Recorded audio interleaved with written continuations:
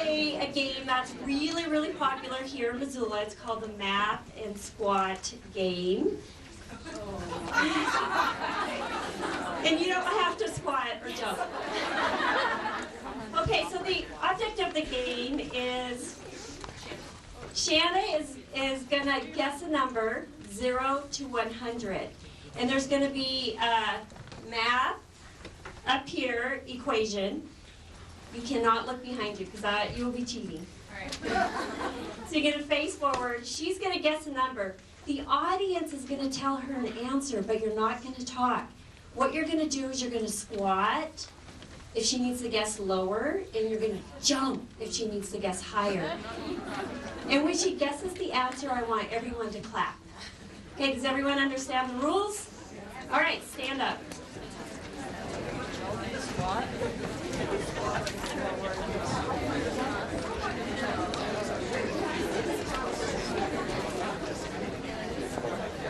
Okay, here we go. Everyone, beside Shanna, look at the equation. Okay, 25. Okay, so higher than 25. 35. 45. 55. 65. 62.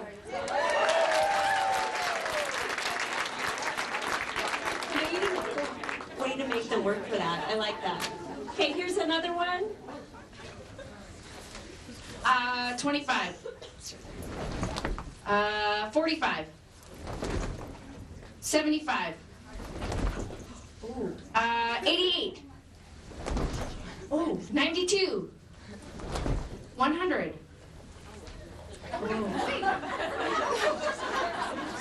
Higher than 100?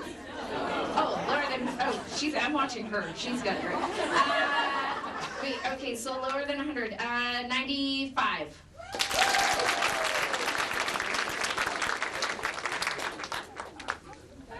Next math problem. 65. 45. 35. 25. Oh, no. 15. 22. 23. 24.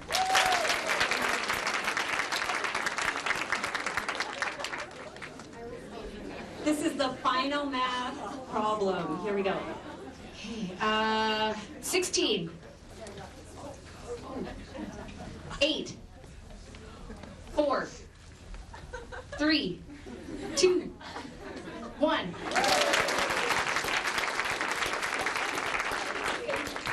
Thank you, everybody, for participating. You guys did awesome.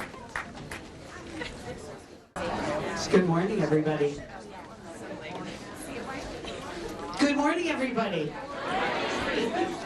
Welcome to the Summit for Healthy Children. It's wonderful to see so many of you here today. It's going to be a great morning. I am Susan Hay-Patrick, CEO of United Way of Missoula County. We are a proud co-founder, along with the City County Health Department, of Let's Move Missoula, our community's move to raise a healthier generation of kids. And we're proud to be a sponsor of today's summit, along with some wonderful partners.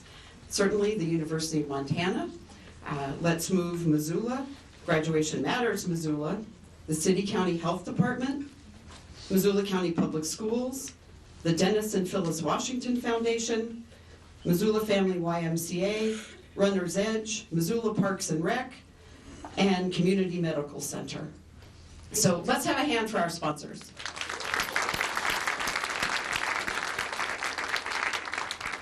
It says on my notes, housekeeping details. So, your green bag that you got when you came in here, there's important information in there. And then in the special super secret zipper pocket is a thumb drive with everything you need to know about the summit. You can't leave now and just go plug this into your computers, though. But it's all the presentations are here. And is this a gift of Community Medical Center? That was Community Medical Center's contribution. So.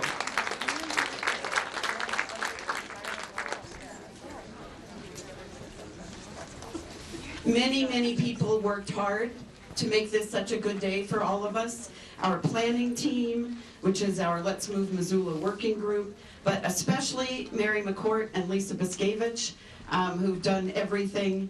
Oh, and Heather Davis Schmidt, who've done everything from booking the speakers and the venue to, if you came in this morning and saw pieces of paper taped to the sidewalk so that we would find our way here. So thank you, especially that team. We wouldn't be here literally or figuratively without them. Bathrooms and cell phones. Bathrooms are outside and to the left. And cell phones, please turn them off or silence some of them, or as my police officer friend says, get your head out of your apps and concentrate this morning. Let's see, raffle items. You must be present to win, which is one reason to stay for the entire morning. We will be giving out gift certificates, Runner's Edge gift certificates, and a free registration and 3 free months at the YMCA, and Dr. Gaskell's book, Fitness and Health. Visual aid here. So please stay and we'll do that drawing at the end. So many of you were here last fall at our very first summit where we learned about the issue of childhood obesity, the complexity of addressing it, and where we got an overview of how important schools are in that endeavor.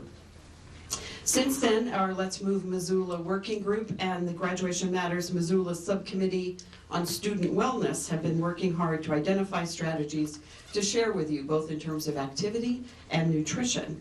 So this summit today, focused on school-based physical activity, is the first of 2 we'll be bringing to you. So mark your calendars for Friday, February 21st, the Foods to Promote Learning Summit.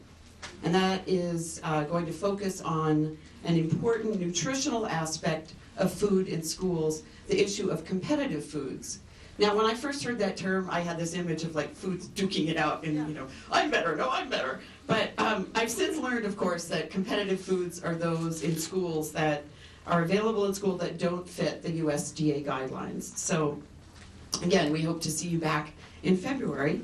And we want you to stay for the whole morning, not just because we have prizes to award at the end, but because this day has been designed to give you concrete suggestions and specific ideas to take back to your schools so that you can become champions for change for our kids.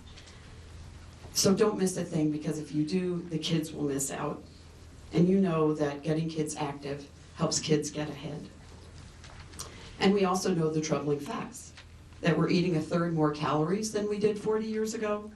Kids ages 8 to 18 spend an average of 8 hours a day in front of screens, and only 1/3 of high school students in our country get the recommended levels of physical activity, and the list goes on. We see it every day. But the good news is that we have the tools to fix this.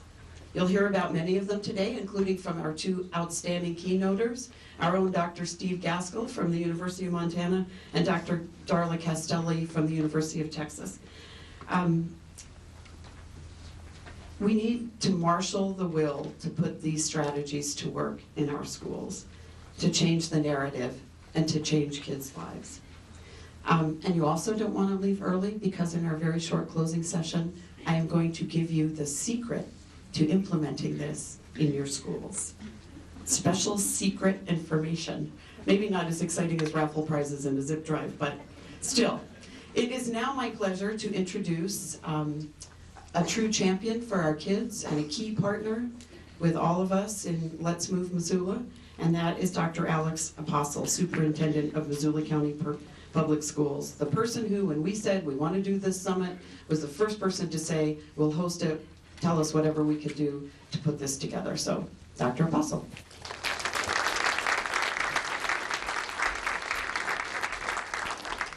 Thank you, Susan.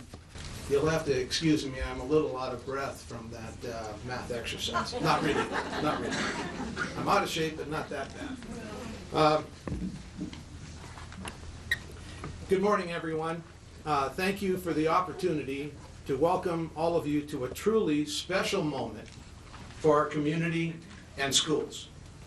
A time when we all come together to discuss and celebrate the significance of physical activity in respect to student academic success.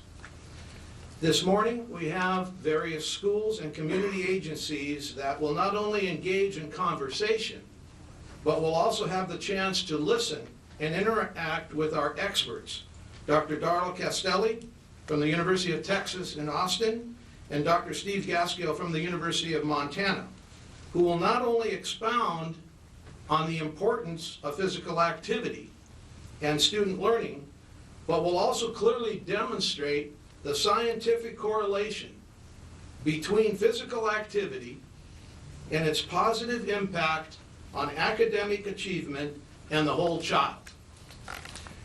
What's exciting about this summit is that we have the opportunity as an educational community to continue working together to embed this work as part of our culture and as an integral component of Graduation Matters Missoula and its focus on student wellness, PK-12 and beyond. This effort and conversation must not end here.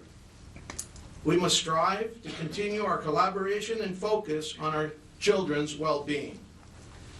This effort must not become a standalone. In the long run, it is truly a game changer in terms of student performance and overall success. Through this work, we can continue in earnest to touch the social, emotional, and physical development of all children, and in a very positive manner, contribute to the very important factors of self-esteem, self-confidence, and a healthy self-image, which are so important for all children in relation to their educational experience and life. This is important work today, and the discussion deserves all of our energy and commitment. I wish each of you a great summit, and let's move Missoula together for the sake of our children and community. Thank you.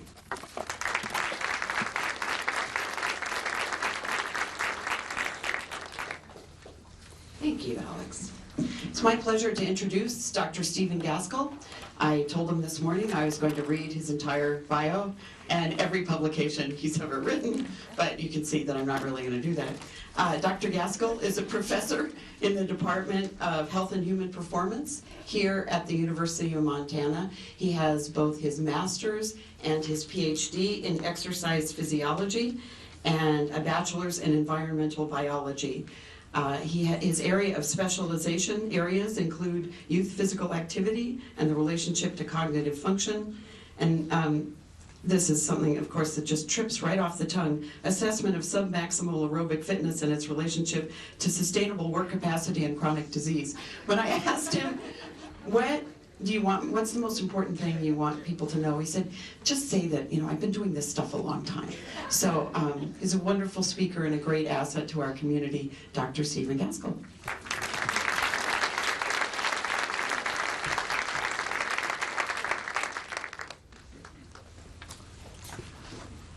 Thank you, Dr. Postle, and thank you, Susan. I'm so excited to be here. This really, kids and physical activity isn't what I started out doing. I've worked with wildland firefighters and I've been an Olympic coach, but all that stuff was great and fine and dandy. This is my passion. So, yesterday morning I got up to go for a run, 6 o'clock, it's dark out, it was raining. I didn't really feel like it. Let me see if this works. Hour later, I was feeling great. I was really feeling great. I didn't look great, but you know how you feel inside afterwards? Just remember that as I'm talking today. So, am I picking up? Yeah. I'm really here today to talk to you about how physical activity is great for the mind and the body both. And how, physical activity engages us. There truly is a mind-body connection. But first, I have a little bit of bad news. since the 1960s, student outcomes in health, science, and reading really haven't changed all that much. At the same time, inflation-adjusted cost of education has tripled. And then you look at the bottom line there. Physical activity has declined dramatically. And that's resulting in greater obesity, earlier onset of youth chronic disease, and I believe, and you'll hear some of the data, you'll see my data from Missoula, and you'll be hearing from Dr. Castelli, who will give you national data, that that's having a dramatic effect on that middle line. And that middle line, once we get going, is going to go, right? Because you guys are going to make a difference today.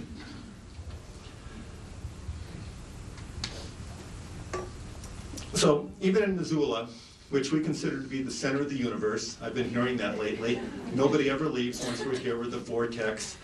But like Garrison Keillor, if you listen to his show, he doesn't say it this way, but here in Missoula, all of our women are beautiful, our men are hardworking, and all of our children are outstanding.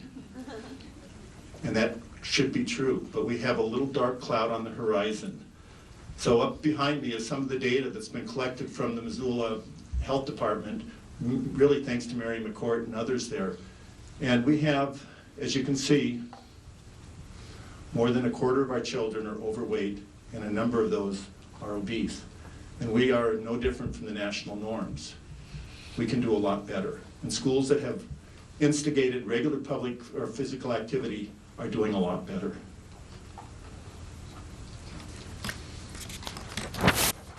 So there is a solution, and this is a solution for both adults and youth alike. And it's a solution strongly supported by science. Dr. Castelli is going to talk to you about that science. I'm just going to show you some of the data from Missoula so you realize that it's real here. But it's a solution that we can all bring to our schools. And really the good news is exercise isn't just medicine for the body. It's also medicine for our brains. It really is.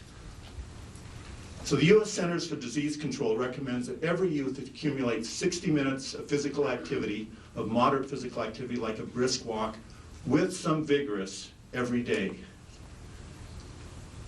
And I got hooked on this whole area back in 2006 when I collected data on over 1,000 youth. Dr. Miller is here who helped with that project. And we collected our data across a full week using accelerometers, the state of the art, and you can see some of that data behind me.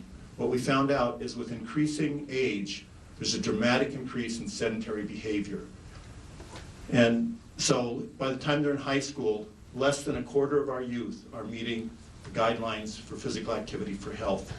And we could really say the physical activity for brain and body health. So physical activity is an important prerequisite for both our brains and our body.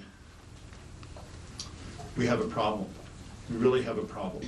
We need to get our kids moving. So should it matter to you as parents, as teachers, as administrators, Missoula residents of Montana, and I think residents of the United States? Should it matter that our kids are more sedentary? And I would say absolutely yes. These data here were corrected for age, gender, socioeconomic status, the free and reduced lunch program, and BMI. And the quarter most active children in Missoula do dramatically better in school than the quarter least active. And this is across second grade through high school. The data here is the grade point average, so that was in the older grades where they have grade point. But the same thing happens in the younger children. The quarter most active children that do the most activity across the entire day do dramatically better. And you can see up here, by the time they're in high school, they're getting almost a full grade point better in school than the least active children.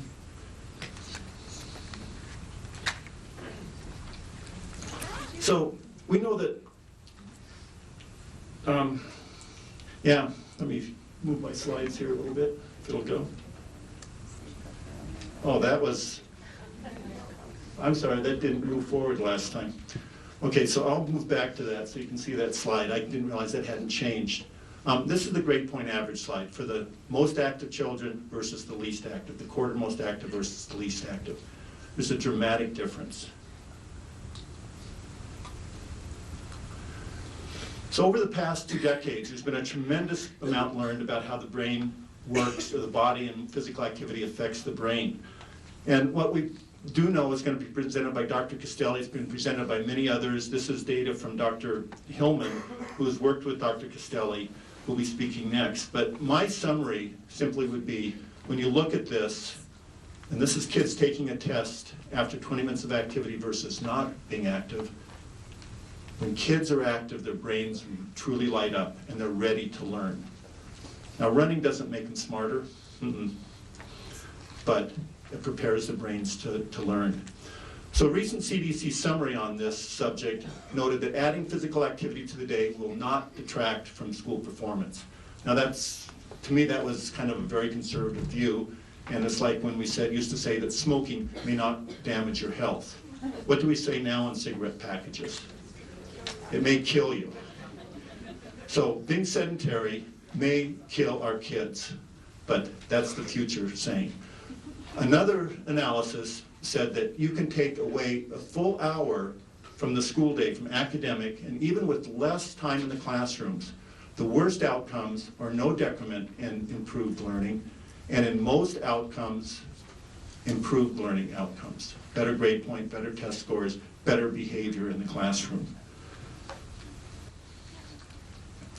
So a really brief summary of what we know. The data suggests that physical activity needs to be incorporated regularly across the school day, every hour. Maybe 10 minutes is about, plus or minus some, about the minimum necessary. We know that vigorous physical activity has better results than light activity. We know that when you do coordination, things like you gotta wiggle and you gotta think, and you have to think, 2 times 12 is greater than, I was going up when everybody else was going down. So we know that coordination really helps. Vigorous is good. But I think really a simple way to say this is that the more kids move frequently, the better they do in school. So how many of you own dogs in here? When you have a dog and it's bouncing off the walls in your house, what do? Take it for a walk. If you have a kid that's bouncing off the walls, what should you do? Kick them outside on the playground, you bet. But we know a lot, a tremendous amount, but we have yet to effectively apply it. There have been a lot of interventions that target one little aspect, maybe before class, or we work on recess, but what we have yet to target is the entire school day. And so I think that we could all agree that a good goal for our students here, and we can lead the country in this, is for our kids to be regularly active throughout the school day. So I think that every Missoula student and Montana student will benefit from what I call perpetual motion. Regular physical activity integrated throughout the school day so it becomes part of the culture, as Dr. Apostle said earlier today. And so just like training with athletes, and I was an Olympic coach, and you can take an athlete at this level with a good training program and get them to here. You can take a student, a good student here, and with perpetual motion, they have the chance to become a great student. And when we have students that are struggling, we see the best benefits with physical activity. So perhaps we don't have a problem with our education system. How many of you are teachers here? Yeah, and you're all great teachers. The problem, I think, is that our students aren't ready to learn. We need to have perpetual motion back in the schools and in their lives. So this really should be our call to action. So here's, what has happened? Am I going backwards and forwards on this? Okay, I'll talk about this slide that got snuck in here. Perpetual motion, this is some more of my data, and I was asked about how do we know this, and I went back and looked at my data, and it really showed that if you take students from a school that all do similar amounts of total daily activity, so we adjust for how much activity they do throughout the day, the students that do most of that activity before 2:30 in the afternoon, so during the school day or before school, do dramatically better than students that do it late in the day. And you can see the difference there, 3.4 to 2.7, that's high school data again. So here's my call to action. It's up there.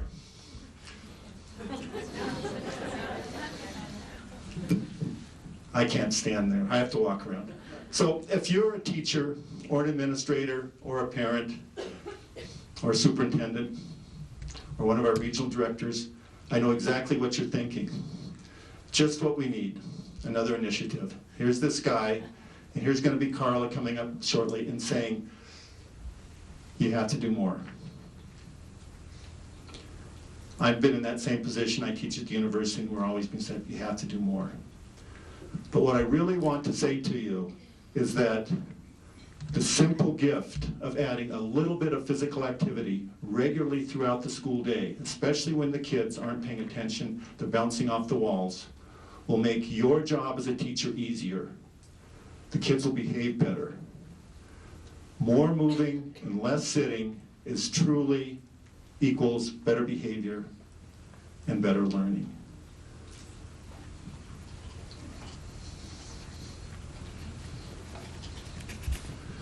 So what we're here to discuss today is really how do we go about this. You're going to hear more of the things, but I'm going to talk about some of the ideas about how we do it briefly, which will be tied to the breakout sessions a little bit later. And Dr. Castelli will go into the science behind it, and then we'll hopefully that'll get you motivated on this. But once this conference is done, you know, my goal, and I think our whole committee's goal, was that we hope that you'll sign on to help us bring perpetual motion to Missoula schools, to Missoula area schools, and to Montana schools, and work either individually or in the school or on the bigger picture.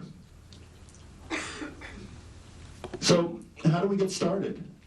I believe that there's probably 5 areas of the school day where we can fairly easily get physical activity integrated. I've listed them up here. These are the breakout sessions that you're going to be going to at 10 o'clock today after the next speeches. But so what we want to do is figure out how do we do this across the day. And each breakout session is going to focus on one of these areas.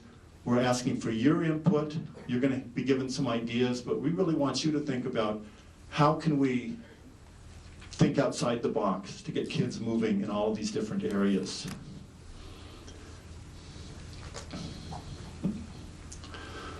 So the start of the day is maybe the most important, because if kids are active before school, they're going to start on a very positive basis. And there's really 2 areas there. We can think about active transport to school, how kids walk and get to school on their own, or bus, or walk, or ride their bikes. And most of our schools already have safe routes. So one of the questions is, how do we get more kids to use those? And how do we encourage parents in the communities and change the culture? For those students that are bused to school or driven to school, we could drop them off further away. Or we could have planned activities before the first class. But imagine the gift of having kids show up to that first class engaged and ready to go. And I'd just like to throw out that, you know, Glenn Moffitt at Lewis and Clark runs a before school, what's that? At Paxson. I apologize. Lewis and Clark, sorry, you need one too. You need a Glenn Moffitt at Lewis and Clark too, but at Paxson, he has a before school running program. This, I understand, is very successful, right? You have it at Lewis and Clark as well. They say, see, it's already spread. It's at Lewis and Clark as well. Good for you guys. I'm learning things all the time. Another idea is physical activity can be added to the classroom. In elementary school, there's already a number of curriculum that have been developed. Catch has curriculum, Take 10, active learning, energizers. There's a whole bunch of them that are really good curriculums that you can take your own curriculum and add physical activity.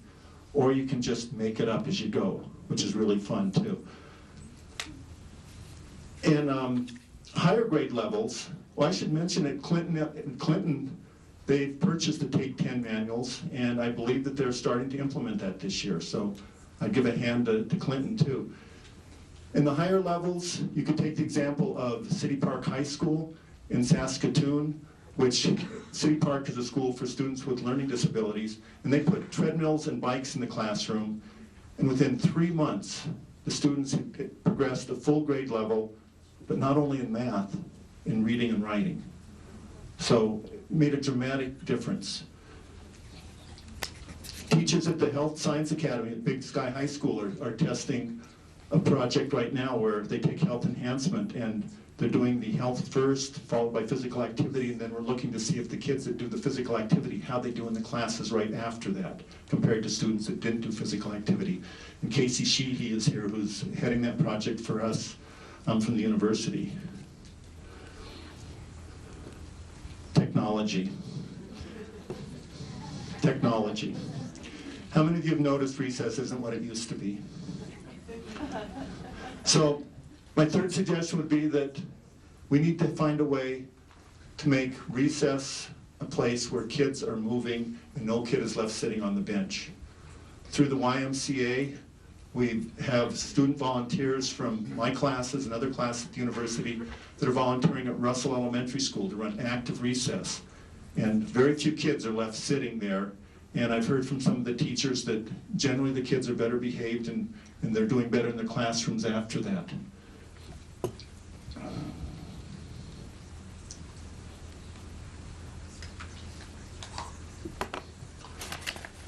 The fourth breakout session is on just access to physical activity. And this means that throughout the school day, kids need to be able to move. It could be blocks of time when they have free time where they can do physical activity. It could be transition times. PE, I think, needs to be scheduled earlier in the morning whenever possible, before important classes. Some schools are using heart rate monitor technology to require kids to accumulate minutes of physical activity throughout the day. And Rockford, Illinois is actually, for their activity grade, is using average heart rate during this activity to assign a grade. I think that's pretty cool. You know, the less fit people, you don't have to do as much to get high, they get better grades. I love it. In Missoula, we've got many programs and organizations that can help us. So, you know, we just need to find the ways to encourage every kid to be active throughout the school day. And this is a picture from Freestone Climbing Gym, one of our students over there.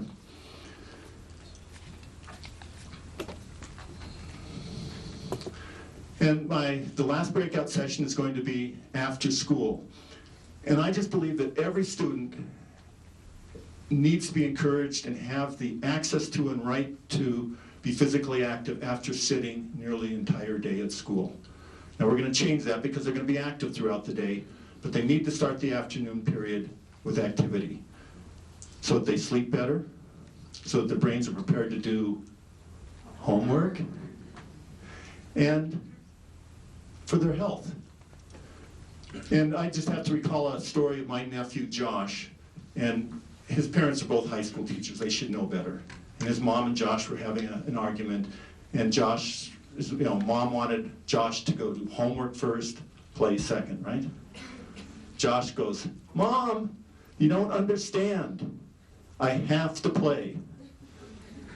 Josh knew that in order to do his homework, he had to engage his brain first.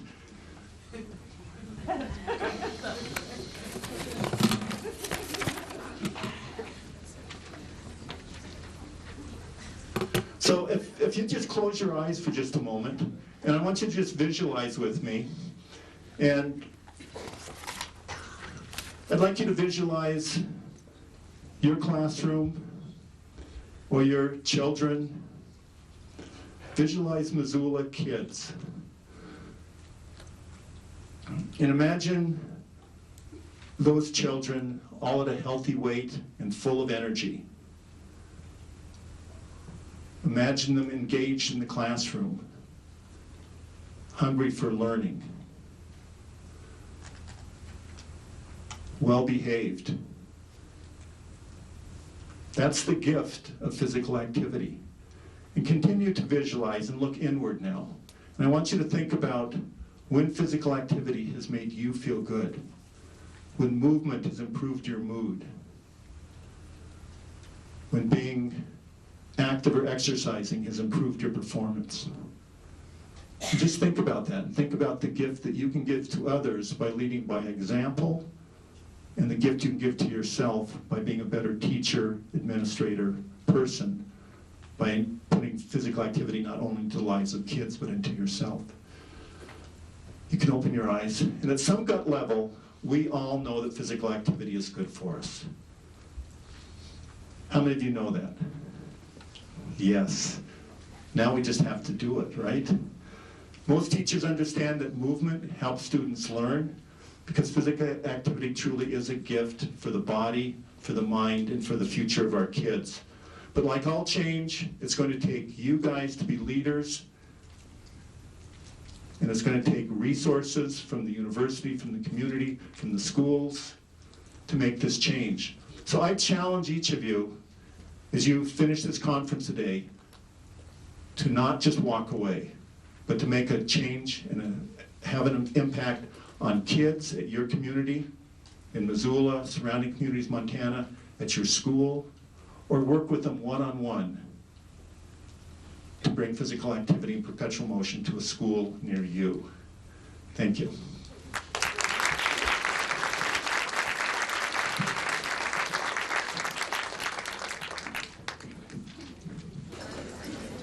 I've just learned I have the honor of introducing Darla Castelli, and while her slides are coming up, I met Darla 2 years ago at a conference in Washington, D.C. on cognition and physical activity. And I was so impressed with her at that time that I recommended she come to our conference last year that we had here in Missoula. And feedback from people in that audience said, we need to bring her back. And Carla Castelli has been one of the leading figures in the country. She's working on national program change. She's on every committee that you could ever imagine. And she's really looking at a lot of the underlying mechanisms of change and how cognition improves the brain and readies it to learn. So without further ado, I ask you to welcome Darla Castelli. Good morning.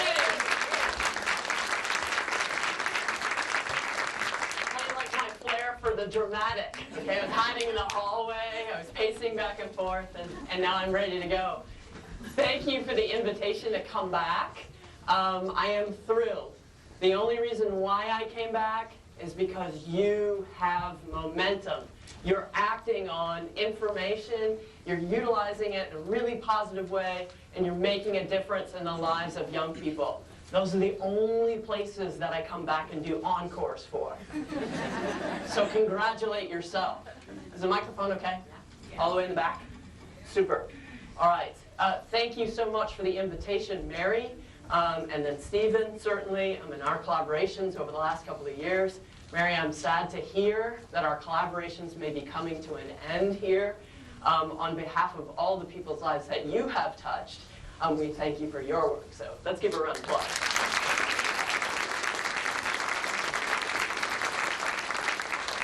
And Dr. Apostle, we appreciate the fact that you are here. I am on my school's health advisory board as a parent for my children, and I don't even get an audience with my superintendent. So thank you for being here today, and certainly your presence really speaks loudly about your commitment to these types of things. So without further ado, what I hope to accomplish today is a few takeaways about your own cognitive health, your own wellness, in addition to the health and wellness of children across the country, here in Missoula, across the grand land of Montana. That's all important. But it's also about your own cognitive health. Healthy teachers also contribute to healthy school environments, and that's important. Healthy parents at home who provide healthy choices for their children. Opportunities to be physically active, opportunities for eating healthy foods, and all of that contributes to this puzzle. Even though today I'm going to focus mostly on schools and children, it's about you too. So since it is about you, let's stand up on your feet if you would please. You've been sitting long enough. As I tell my undergraduate students, 5-slide rule, every 5 slides we're going to move. right? PowerPoint. I'm going to face you and use my right hand, and then my left hand, you're going to use your left when I'm using my right. So just give me 5 right up here. 1, 2, 3, 4, 5. Give me 5 over here. 1, 2, 3, 4, 5. It's my right, your left foot. Give me 5 just a kick. 2, 3, 4, 5. Over here. 1, 2, 3, 4, 5. 1, 2, 3, 4. You got me. 1, 2, 3, 4 this time. 1, 2, 3, 4. 1, 2, 3, 4, 3. 1, 2, 3. A little faster. 1, 2, 3. 1, 2, 3. 1, 2, 3. 1, 2, 1, 2, 1, 2, 1, 2, 1, 1, 1, 1, 1.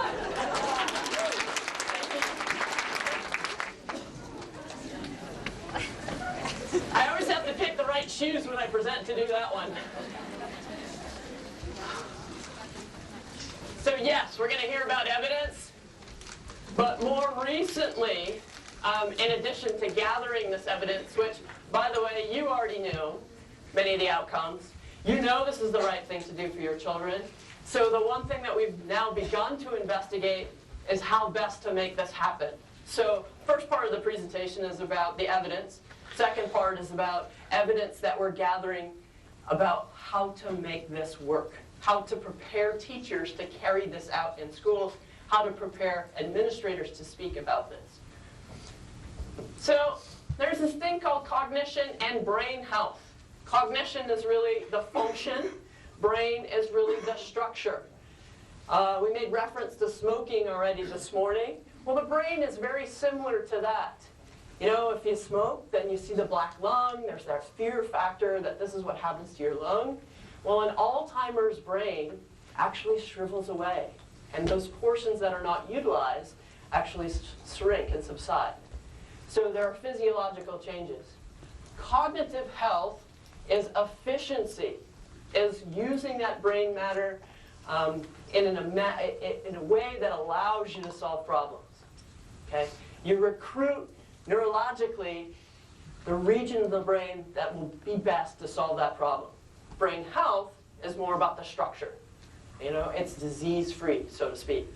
Well, across the lifespan, we look at that differently. So for children in schools, they attend school. Number one, they get there. Okay? If you're not in school, it's lost learning time. And you're going to hear that a couple of times this morning. Okay? Number one, they attend school. Number two, they're attentive. They concentrate and focus on the most important information that's available. Okay? They utilize their memory properly. They move things from short-term to long-term memory. And of course, then they're obligated for grades in school, their behavior, and things like that. Those are the tangible things that children are supposed to carry out. That's their job, right? Go to school, work hard. Our jobs are a little bit different than that. We have to figure out where we left our car keys, where I parked my car. I realized walking over here in the 26 degrees that I left my cell phone in the hotel room. Okay? Our job is to age gracefully. And in order to do that, we have to keep cognitive health. Cognitive health, when we're young, we can bank. We can store that up and save it for when we really need it, and I needed it this morning. Okay? Those are examples. When we look at it in adulthood, sometimes we think of imaging, fMRIs, EEGs, and I'll show you some of those data that we have in the lab. There's also other intangible items, and I think you spoke of them this morning. Self-efficacy is an example. Asking children, are you confident that you can carry out this task right here? These are all different ways to look at cognition. I want to focus on one specifically today called executive control. And you see I've kind of introduced some of those. Working memory, that transfer of learning from short-term to long-term, that information. Picking out what's important when we process that information. Inhibition is something is not as we expected it to be.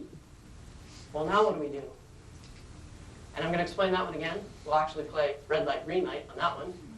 And then cognitive flexibility. So if you want to text and drive, just kidding. Okay? Cognitive flexibility allows us to multitask. But that's kind of a misnomer. We really only focus on one thing at a time. Cognitive flexibility allows us to move from task to task very quickly. So no, that's not giving you permission to text and drive, okay? Can't do it. Let's talk about development. So from in utero to in vitro, there's a tremendous amount of development within the brain. And it goes from this tiny, tiny, tiny vessel to about a 6-pound organ, which is just phenomenal if you think about all of the functions in the brain. It can sit right here in your hands. We have students who are in our lab who actually, I was like, can I borrow those pictures? She had a brain in her hands just the other day. By age 8, you know when kids are in 2nd grade and their heads are still a little large for their body? By age 8, you have an adult, they have an adult-sized brain. It's not going to get any larger. Okay? Instead, what it's going to do is it's a process of refining it. So you're going to refine the brain. And it's actually going to refine from back to front. And so appease me and follow along with my hand motions, if you would, please. This is a cerebellum. Cerebellum. Okay, what is this? Cerebellum. Cerebellum. What's the cerebellum responsible for? Motor control. If we develop our brains from back to front and the cerebellum develops first, that's where we're trying to crawl. We're trying to walk. We're pulling ourselves up on that couch and trying to step away. I know we don't really remember this, but think of your children. Okay. Then the next thing is we have the occipital lobe. What's the next thing we have here? Occipital lobe. Okay, occipital lobe is responsible for vision. That will be the next to refine. Those of you who are physical education teachers, you know when they toss the ball up in the air and then they figure out that their eyes actually have to follow the ball when it goes up in the air? That's that period of refinement. We're now working on the occipital lobe. Okay? We got the gross motor down pat. We know how to walk. We know how to run. We got skipping down pat. Now all of a sudden we're working on visual tracking. Next thing we do right up here, parietal lobe. Parietal lobe. Thank you. Parietal lobe is ultimately responsible for, there's some sensory motor in there, the connection, but that's a lot of your working memory. You're really enhancing your working memory at that time. So we're moving up past age 8. We're going through the pruning process. And as pre-teens, we're actually throwing out things we don't need anymore. There's not enough room in here. We're going to let it go. Okay? The time you crawled across the floor and bumped your head, that was important. You don't need it anymore. You don't need that information. Okay, so what was this one again? The lowest one? Then we move up to? Then right here on the top. Okay, take your hands and if you go like this. Temporal lobe, thank you for playing along. We got last year's presentation. Are the jokes okay if you were at last presentation? All right. You're right, the temporal lobe. Very good answer. Thank you for playing. Temporal lobe is responsible for the auditory. Okay, so then that will start to refine. Those children who have the early ear infections, okay, sometimes tubes in the ears, that could slow down that process of refining the temporal lobe. Right here, this lobe here, frontal lobe. Oh, come on, play along. Last one, frontal lobe. Thank you. Frontal lobe, or the prefrontal cortex, which is really responsible for reasoning. Now, that brain is under development until about age 27, 29, maybe. Let's think about those teenagers out there where the prefrontal cortex is still under development. Does that explain a few things now? Absolutely. Okay, so you know what? At a time when they're pushing us away, they really need us. They need us more than ever to model good behavior, to provide opportunities for them, and to tell them, you know what? This might be the right thing to do. Put your seatbelt on. Okay? Eat this instead of this. Making those healthy decisions. Because judgment is the last thing to develop in our brains. So let's cut them a little slack. They're still a work in progress. In more ways than one. So what we know in Texas, Texas is a big state, land mass, big state with lots of people. So we have over 85% of the school districts, the Cooper Institute, which is the famous Heart Institute or Cardiovascular Research Center. And ultimately they were responsible for collecting these data across the state of Texas. In the state of Texas, it is mandated that school-age children participate in a fitness gram. we think of it as a proxy measure of health. Okay? So we're trying to track the progress of their risk for disease. Over here in the left-hand column, what you actually see is that cardiovascular health is related to, from grades 3 to 11, so that's cardiorespiratory fitness, how long you can run, is related to our state assessment, which is the TAX, which we now call the STAR. So the greater the fitness, the greater the performance on standardized tests, with some variability across grade levels. On the other one, we're looking at body mass index. Okay, the healthy proportion between your height and weight, that healthy proportion is also related to performance on our standardized test. It's a lot of school children. It's not a perfect trajectory, but you can see how fitness matters, our aerobic fitness, in relation to their performance on standardized tests, and certainly their body mass index being of healthy body weight. So I want to talk to you, I'm going to give you a little bit of background about how we study this notion of the brain function. And in essence, it's somewhat like a video game, a stimulus and response. So we all took Psychology 101, where the bell rings, and then the dog responds to the bell, and Pavlov's dog. Well, in essence, it's as simple as that. Okay, it's a stimulus, a visual on the screen, and then the child is actually asked to, and I don't think I have an infrared here, but asked to respond with a gaming pad and what the correct answer is. And they're fairly simple tasks, like direction of an arrow or pointing the direction of a fish. What it produces is actually, these EEGs produce this imaging data that can be reduced to reaction time and accuracy of response. So we're really looking at those functions of executive control: memory, attention, inhibition, cognitive flexibility. That was my son quite a few years ago, though. So, had him in the lab. I got another one who's 9, so. Now we're going to move on to my grad students' children, and, well, you didn't even know that was part of the deal.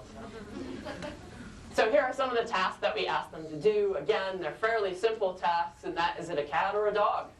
And then we switch the directions on them. We want you to respond if it's a dog, and then we don't want you to respond if it's a dog. We might ask the shape. We might ask the directions of the arrows. It was very interesting when Chuck Hillman and I started working together at the University of Illinois. You know, he wanted to do 500 trials with children, and he wanted to have all of these fancy words, and I was like, how about fish? Like Finding Nemo and the direction of Nemo, and how about just 100 trials instead of 500 trials? So we had to kind of figure some of this out, because originally this was only an older adult paradigm. So we were examining this physical activity after actually stave off the effects of dementia. And the work from Mark Kramer, and this is your takeaway, and the work from Chuck Hillman is yes. So you need to make healthy choices for yourself. I joke about aging gracefully, but it's just how I deliver it. It's important for you. And then in the classroom, we can do things like read color words. Blue, as in blue, or we can change it up and put it in red ink. Okay, that's called inhibitory control. So in 2005, I think this was the tipping point. And this was so important for us when we discovered this information. And so what we actually found here, let's look at the left chart on the left first. That's reaction time. Reaction time's like golf. The lower score, the better. So what we see in healthy adults, well, when some of us play, okay, I kind of heard that comment. Just don't keep score. So healthy among adults, they kind of have the same reaction time. They kind of have the same response time. So again, you're holding the gamepad, and how fast did you respond on that gamepad, right? And we control for gaming, and we control for handedness, and we control for the number of trials and fatigue. Trust me, okay? You want to read the paper? I'll get to the paper. The high-fit children, remember lower's better, responded significantly faster than the low-fit children. So those who were not as physically fit, as cardiorespiratory fit, we had faster responders. So I started thinking about this. And like, we have fit children in the classroom who are processing information not quite twice as fast, but let's say a third faster. They're going to be able to keep up with the new content in the curriculum much easier than those who are not processing that information. The other column is accuracy. Higher is better in that column. And you'll see that high-fit children scored as well on the test as low-fit adults. As low-fit adults. And so some people say, Darla, why do we want kids to grow up so fast and become young adults? It's not what I'm asking for.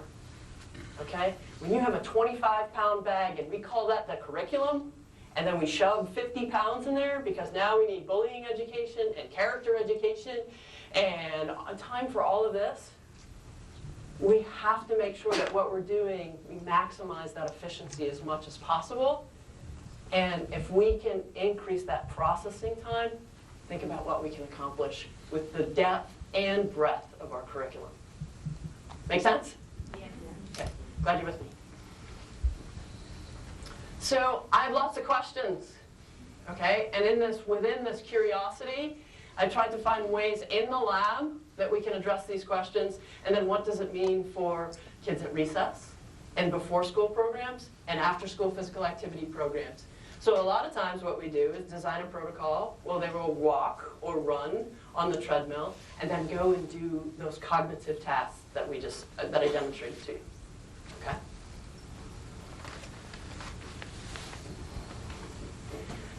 In this case, we looked at healthy emerging adults. And that term is really the transitional time between you're 18, you're leaving the house, you're going into the military, it's your first time living on your own. These are emerging adults. Are they still under development? Yes. Okay, good. I'm glad that you got that part. So what we wanted to do is, while those people were still under development, what happens in a single bout of physical activity? So a 10-minute bout of activity running on the treadmill. And what we see here is your left green bar and your right blue bar is the difference between how they scored before they were physically active and how they scored after they were physically active. And that little asterisk means that it was significantly different from one another. So we brought in these college-age students, had them run on the treadmill, asked them, did the cognitive task, had them run on the treadmill. So I'm thinking like this is recess. This is an opportunity for children to be active. This is maybe runner's club before school. So what happened is they read more words and they read faster. We have two different versions of the test, so it's not that they just got better at taking the test. Over here, this is reaction time. And just to make sure that you were paying attention, I flipped them this time. We call this the trails. Trails test. Trails making test is nothing but dot to dot. So it's a spatial awareness. You have to find where 1 is, 2 is, 3 is, 4 is, as fast as you can. The second time, you have to go 1A to 2 to 2B, and then you change the sequence a little bit. And again, after exercise, lower is better, reaction time improved. That's speed of processing. All these things are important, not only for college students in my class who can't keep up because I talk so quickly, but it's important for all of us because they're banking cognitive health. So we want to get a little bit more practical and not just have this sterile lab environment. And so we took some students who participated in a line dance sequence. And then we took the same exact active gaming dance sequence from the Dance Central Xbox 360. It was actually Lady Gaga's Poker Face because the kids picked it. I didn't pick it. It was before she wore the meat, Okay. Here's the really good news. Teachers matter. Teachers matter because children, yes, whoop it up. So why do teachers matter? Because they expended more energy doing the same dance when they had a human being, can you imagine? Instead of this AI figure on a video game screen. Same dance sequence, same dance, same tempo, beat to the music, and ultimately they expended significantly more energy when you had a teacher leading that activity. Congratulations, keep it up. So then we also did cognitive assessment after that. And when we were looking at the cognitive assessment, we actually noticed that there were performance differences as well. So I got an activity for us to explain what the slide actually means. If you are driving your car and you see a green light, what does green mean? What does red mean? What does yellow mean? Gosh, I have told that joke 100 times and it works! No matter what the audience is, somebody always says, I hit the gas. Yellow means drive as fast as you can. I don't know, there might be a little more traffic in Austin, but still have the same mindset. So, we're going to play a little game, red light, green light. When I say green, you say go. When I say red, you say stop, because we agreed on those, and we'll leave yellow out of it for a minute. Okay? Green. Go. Red. Stop. Red. Stop. Green. Go. Green. Go. Red. Stop. Red. Stop. Red. Stop. Green. Go. You're good.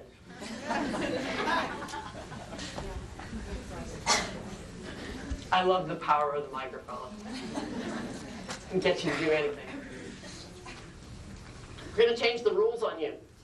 I teased you earlier. I said this is expectancy, right? And inhibition was about expectancy. Green now means stop. Red now means go. I'll be nice. Green. Stop. Red. Go. Green. Stop. Red. Go. Red. Go. Red. Go. Green. Stop. You're pretty good. I guess. That's fantastic. So, but kids don't navigate that change as well as you just navigated that change. Okay, and if I sent you home and said the world has changed, and you have to drive home like that, okay, so you got the little red light, green light practice in here, but if the world really changed, but think about this, we do this with children in a curriculum all the time, so there's novel content. So 2 plus 2 is 4. 3 times 3 is 9. Okay, 3 times x is equals 9. X equals 3. So when we change the rules, that's called inhibition. So they take known math facts. You have to know those. You have to practice them. K through 3 known math facts. Who are elementary teachers out there? I know Jean is one of them. Right? I speak the truth. You have to know the math facts. But then all of a sudden we change the rules. And we say, oh, well, x is over here. Now there's parentheses in the equation, and you have to do those first. So all of our content, when it's novel, we change the rules. That's called inhibition. I expected it to be over. I expected x to be on the right side of the equation, and then all of a sudden it was the first thing on the left side of the equals. This is good news. Children who participated in those highly engaging line dances, whether it was Lady Gaga or not, it was highly engaging line dance, they outperformed on non-congruent tasks those children who had been sitting. And so when the more energy that you expend, and in comparison here, it was a little bit of energy. Active gaming's okay at home, opposed to sitting on the couch. So I'm not going to say it's out the window. It's good for something. But we, as teachers, are better. And so by increasing that energy expenditure a little bit, they could navigate the rules of the content when we change them. It's important, because we do all this, change the rules all the time. This slide says the same thing, except it's fancier. Okay? So we are actually looking at the magnitude of and the lag time and the response. So the width of the graph, and we're also looking at the depth of the response. So over here on the left, what we're actually seeing is the baseline measure. And in the baseline measure, that cool blue kind of means you're not gravitating, you're not generating a lot of neural activation at that time. That red firing is what happens after you are physically active. And then you have greater neural activation. You recruit every possible neuron that can help you solve that problem. Novel task. You're not sure what to do. And those children who are physically fit, of a healthy body weight, are more likely to have that greater neural activation. That's cognitive health. That's being efficient. They're drawing on every resource to solve the problem. Good stuff. I hope you think so. So we wanted to see what this looked like in schools and move beyond the laboratory. And so what we did was a 0-hour physical activity. So before school, that's this, you're kind of waiting. They did an activity, and we wanted to know how long the effects of acute physical activity lasted. So we wanted to know if we did this, where would we be? 30 minutes later, 45 minutes later, 60 minutes later. So what we're trying to get at is how often do you need to take a break across the school day? When do you need to get up out of your chair? When is enough sitting too much sitting? So we looked at 8th graders. The physical activity were just a circuit training, various fitness stations that the students had to work their way through. And again, it was teacher-led because we knew that that was probably of the greatest benefit. It was 5 minutes in nature, so you kind of elevated your heart rate. And then we gave them 10 valid math tests, math questions, which were basically the district benchmark tests. Kind of like you would give a math facts test, you would give a spelling test, a vocabulary test, same thing with this math facts. And what we actually found is immediately following physical activity, there was a significant difference in math performance on that 8th grade benchmark test. Now those effects, what the little red bars are, on top of that, it's really that the effects lasted 30 minutes, but started to decline in 45 minutes, and almost disappeared in 60 minutes, and that's why it's not on there. So we had initial effects, post-physical activity. I'm going to let you ask the question in just a second. Initial effects, that they outperformed those who had been sitting, okay? And then not only did they outperform them by that much, that red bar, they did so at the 30-minute mark, the 45-minute mark, but at 60 minutes, then they were the same. What's that say? What does that mean? Get up. You're right. Every hour. What's your question? This is with 8th graders. Do you see similar for the elementary and for adults? Yeah. So with this particular issue? Yeah, so just that 5 minutes of exercise. Performance level. Yeah. So one of the reasons why I love to come and visit is people ask questions such as this. And one of the questions while I was on the road that kept surfacing is, well, Darla, how often do you have to do this? And what type of activity do you have to do? Honestly, until I started collaborating with Dave Phillips this year, didn't have much of an answer for that. So these are really preliminary data, but it makes sense intuitively. This is the one study that we have. I know that there are several replications at the elementary level, several replications that are ongoing in the emerging adults. Since we've done emerging adults, I feel comfortable saying yes, okay, in that adult population. I feel really comfortable with this middle school population. This was a smaller group we've already replicated this one. And elementary, we kind of knew that through some of the other acute studies. And I'll talk about the effects over time in a second. So for 5 minutes every hour? 5 to 10 minutes every 60. Now, you're going to come back every 60 minutes. And you're going to come back and be like, Darla, last year you told me 5 to 10 minutes and it's every 60 minutes. That's what we know today, right now, and that is safe and that is good for children. We will refine that over time, okay? So follow me on Twitter, I'll let you know when it changes. Serious tweet.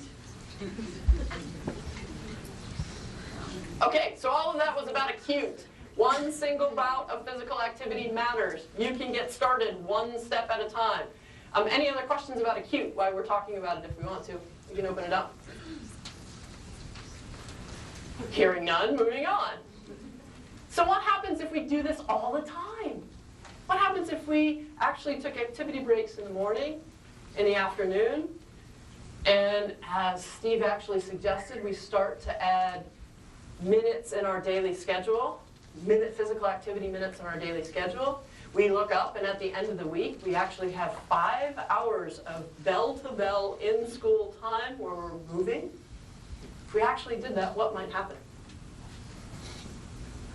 So we have a NIH randomized control trial where we run an after-school program for children. Ideally, we would have loved to do this within physical education. However, we just didn't have the flexibility or enough time to do so. Hydration is important. So over the last 5 years, we've actually run 221 children have come through our after-school program. And what you see on the chart there is their fitness level as measured on the treadmill by VO2 max, which is the gold standard fitness measure, is we actually improve their fitness level by almost 4 mLs per kg per minute. So relative to your body weight, that's huge. That's you going out and that's you training for 6 to 12 weeks hard. And so we got that just by kids coming to an after-school physical activity program. This wasn't boot camp, okay? This was fun. We played games, we played tag, we did some healthy snacks, and then we also did a nutritional component.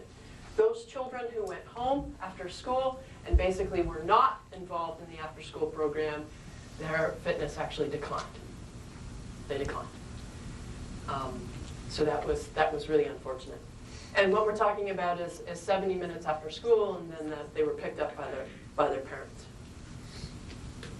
So when we compare that fitness change, because the fitness change is possible, when we compare it to the different cognitive tasks that we might ask them to do, like looking at 1 letter, 3 letters, 5 letters at a time, you see that consistently those children who were in the after-school physical activity program outperformed them, and sometimes by 1 and 2 grade levels. So think about this. There are lots of variables that you could say, well, it's about parental involvement, it's about this. This is a randomized control trial where students were selected out of a hat based upon gender and their baseline fitness, their baseline IQ, and randomized into these conditions. So we can start to say this is about causality, that one thing is causing the other to take place. And this is over a 9-month period of time. Here are our changes in that red light, green light task. Okay, when we switch the expectancy task, cat, dog, we flip the directions on them. You can actually see that an intervention group on the top right column, look at the neural activation in those kids. 9 months later, over time. It's not just a little area. Okay, now we've completely developed that parietal area. We're going into the temporal area, and now there's much greater neural activation. Trying to get this one published in the New England Journal of Medicine. We'll see. Okay. So let's also take a look at the attendance in the after-school program. How often they came. So, we understand you can't come every day after school. The program was offered right after Labor Day all the way until about 2 weeks before school ended, 5 days a week. The Fridays before holidays, we would give them homework assignments so that it would be physically active on the holiday. But what we can see, except for this bottom left chart here, what we can actually see across all of the different tasks is this trajectory. The more times that they came, the more times that they attended that physical activity program, the greater the likelihood that their cognitive performance increased. Now, this task down here, you're going to ask me to explain the flat line. That's reading color words of blue, green, red, and ink. There was no difference between those who attended the program and those who did not attend the program, probably because everybody already knew that and was at the same level. But then when you change the directions and the circumstance, and you add a little noise and distraction in there, superior performance for those who were in the program. A dose response. So if exercise is medicine, and once upon a time we thought of exercise as an alternative to medicine, exercise is medicine. Each time we increase the dose, we are improving cognition, particularly in those who are involved in our programs. All right, how do we make this happen? How do we make it happen? So, is that enough evidence for you? Yes. Are you convinced? Yes. Do we have any naysayers? On your flash drive that you got for attending today, you have all these slides. Please use them. Use them. Okay? This information is only good and important and valuable unless you take it to the people who can make a difference to create a policy or to take the initiative and to create that program. So here's your next steps based upon the evidence. And again, we've started to look at some of the next steps that are possible. These are the time points in the day that you should, or the points of intervention that we are currently examining. Right in the middle, physical education. It's a formal time in the curriculum. We're health promoters here in Montana. We're health promoters. So we think of our health promoters being the star of the show. They are the star of the show because they already have the expertise to do some of this. And they can help others and facilitate this process across all of those bubbles. So we're thinking about staff involvement. That's the time where your classroom teachers, you help them out to do activity breaks. The physical activity during school, it could be, or your staff involvement is also staff wellness. Okay, I don't want to forget that one. Having opportunities for your staff to make healthy decisions, food decisions, being active, making sure that they have breaks, opportunities to be away from the children at times. Could be recess or physical activity breaks up there in that bubble. Physical activity before and school, after school. We've already mentioned a couple of those programs. And then home, family and community engagement, it's now called. This is our kickoff slide, but we ended up evolving to engagement. One of the best predictors of whether the CISPAP, we call this the Comprehensive School Physical Activity Program Model. CISPAP. One of the best predictors on whether this is going to work is your physical education teacher, and then family and community involvement, engagement. Surprise you? Okay.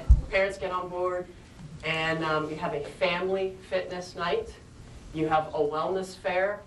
You have a field day where parents are involved. Those types of activities seem to be a tipping point. It's not just you're bringing the home environment into the school environment. It's possible to make change to physical education curriculum. When I started working with Bradley Bourbonnais High School in Illinois, it was a very traditional sport activity program. One PEP grant later, and we had bikes, we had heart rate monitors, we had mats over there, and they were doing actually body pump, was cool at the time. And they were doing steps at the time. And so we made all of these changes from a sport-oriented curriculum. I'm not suggesting that sport isn't important. That is part of our society. And it is what drives a lot of people, competitive runners like yourself. It does drive a lot of people. And we need to keep those when they work, but there's also other options out there. One of the things that we did to make this happen is we tapped local experts. We said, I don't know how to teach a spin class. The physical education teachers didn't know how to teach. Maybe I know how to participate in a spin class, but I've never taught one before. So we brought in local experts to teach spin class, gathered all kinds of materials and resources, Take 10, Catch, Spark, bought these curricula materials, and then shared them and disseminated them, okay, and made change. You know what helped? Look at his face, okay? He wanted that. It was fun. And when we didn't know how to use the technology, he was like, oh, just do this. And he pressed 2 buttons and he showed us his mean heart rate. Okay, the students want these things so badly that they help you make it happen. In Houston ISD, which is the Houston Independent School District, they actually have a student wellness council. They put on their own wellness fair. They have food sampling at lunch, and they run their own physical activity after-school program with faculty supervision. These are the types of things that can get at that cognition and brain health. As I mentioned, the students were more prepared than we were. And we actually had to step back and have an early release with teachers. Not an early, we did a delayed start, I'm sorry. Wednesday mornings, the first Wednesday of each month, we had a delayed start for the teachers. So we dedicated a little bit of sub money. We had written a grant to do so, and we helped the teachers interpret heart rate data. Because they got the technology up and running, they got it on the students, and they were like, I don't know what it means. I don't know what it means. So if we look up here, that yellow line is actually, they're below their target heart zone. They are not working hard enough to have those cognitive benefits that we just talked about. They're not hurting brain health, but they'll enhance it even more if they're in the green. And what you want is exactly what 149 is, a little bit above. Okay? So if you look at number 149, the third up from the bottom, that's ideal. A little bit of time below, maybe your warm-up and your cool-down, a lot of time in your target heart zone, and a little time above. That pushes you.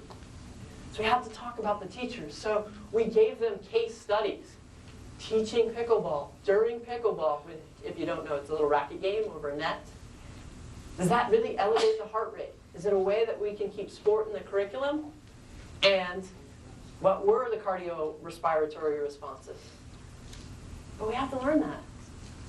And we have to figure out what dose, what activities are the best activities to do. So playing volleyball, when we had yellow bars all the way across, because none of the high school students could get the serve in.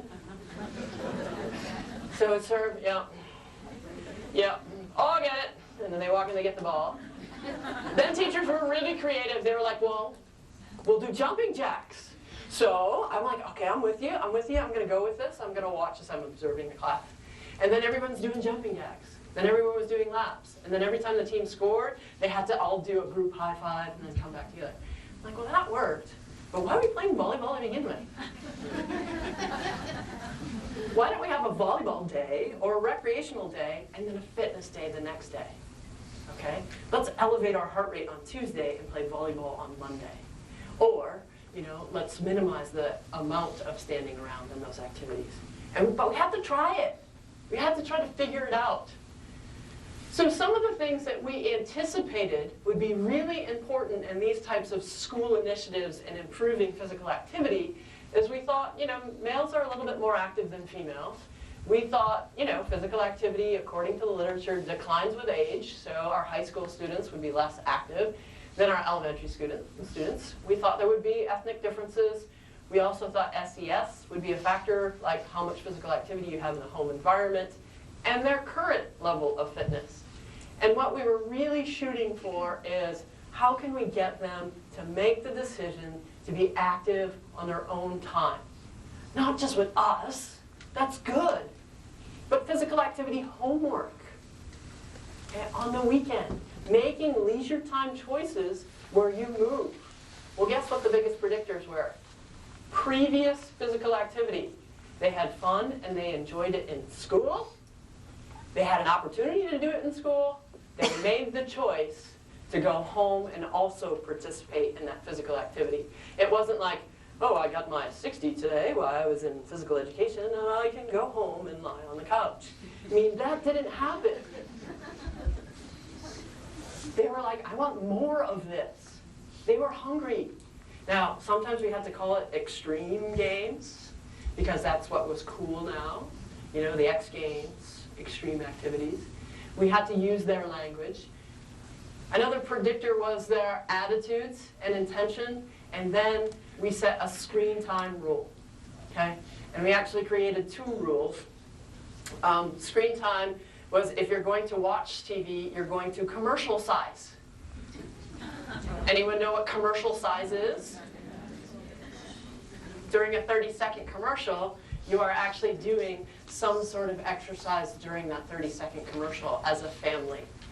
So you can challenge your students, especially the elementary students, to go home and commercial size. The best time to start it? Super Bowl. Because they want to watch the commercials anyway. They're really cool. And then they're like, oh, I can hold the plank position through this new commercial. It really happened. I just like to make myself laugh sometimes. So we had screen time rules, all right? Let's minimize screen time, or if you're gonna watch, you're gonna commercial size. And then look what happened. They made the choice to be active on their own time. We were thrilled, we were thrilled. The other thing that we need to do is make this culturally relevant, and I'm not talking about race here per se, race. I'm actually talking about ethnic diversity in what's really important to this group of children. Okay, skiing will not be important to children in Austin. As a matter of fact, I say, when I grow up, I used to skate on a pond, and they're like, wait, are you talking about ice? Outside your home? Don't you go to like the freezer to get that? Okay, it's got to be relevant to your context and what's great. Let's go mountain biking here. Okay, let's go hiking. Let's be outside. Let's enjoy the outdoors. Let's do cross-country skiing and downhill skiing if that's all possible. And so what we actually found is there are ethnic disparities in some of these programs. And so we were asking Hispanic students to participate in fitness activities, and they were like, I don't like it. That is not fun for me. Now, fun is hard, right? Some people like chocolate, some people like vanilla, and then, of course, there's always the twist. What we're talking about here is we want to make sure that the students who like chocolate have something to do, vanilla, and then if you want to put on a twist, there it is. Okay? Make sure your content, no matter what it is, whether it's in the classroom or in physical education, is relevant and meaningful for your students. Right? Totally makes sense, right? Doesn't matter what the topic is. That's just what we would do. Any Hunger Game fans? Hunger Game? All right, good, this joke is gonna work. I asked Jean last night, she was like, I'm not so sure you should use it. These are if-then statements. So I think it's really important. Increasing physical activity will lead to increased fitness. We have enough evidence to make that statement. If you build it, they will come. If you let them go out in the playground, they will play. Most of the time. Most of the time. Okay? And that will improve their fitness. Okay? If you improve muscle fitness, it will reduce the likelihood of an unhealthy body mass index. That means you got muscles. And you use them. Okay? You have straightness in your body, and you can hold your posture. Everybody checks now. Your posture. Have that, you're less likely to be overweight if you have these things. So this is prevention. So if you have muscle fitness, okay, and you increase that physical activity, then ultimately it will lead to this cardiorespiratory fitness. And fitness improves the likelihood of attending school. It improves the likelihood of attending school.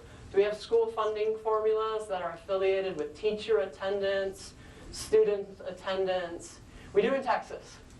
So if children are not present, if teachers are not present, you lose money. That's my sales pitch to all the administrators in Texas. Healthy children attend school. If children do not attend school, that's lost learning time. We already know that part. Can't learn from home. So if these are odds ratios, then the odds are forever in our favor if we create physical activity opportunities. Thanks, I made that one up last night. So. Use it again, don't use it again. At least until Catching Fire comes out. And then after Catching Fire comes out, probably find a new one, darling. Okay. So the odds are in our favor, and I just want to show you some of the data that we have collected across the country, and that the biggest predictors that children, and these were high school students who had unexcused absences. In other words, they either cut out of the school day, they showed up late, they were a truant, or they were in out-of-school suspension. Okay? What were the biggest predictors of that were their fitness, their grade level, and their body mass index. And we had all kinds of other variables in that equation. Those are the biggest predictors of who is going to be most likely to get out of school suspension, to not show up, to be truant. They're health predictors. They're not necessarily about attitudes. Okay? So that's powerful.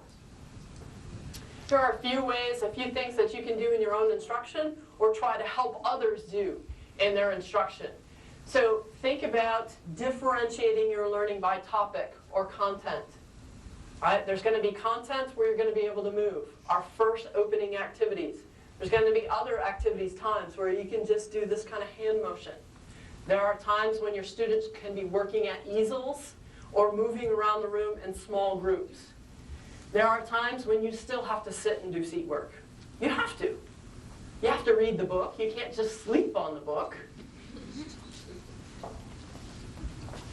Use a pretest and know what the prerequisite skills of your students are, and then get to know your students so that you can differentiate that learning by topic.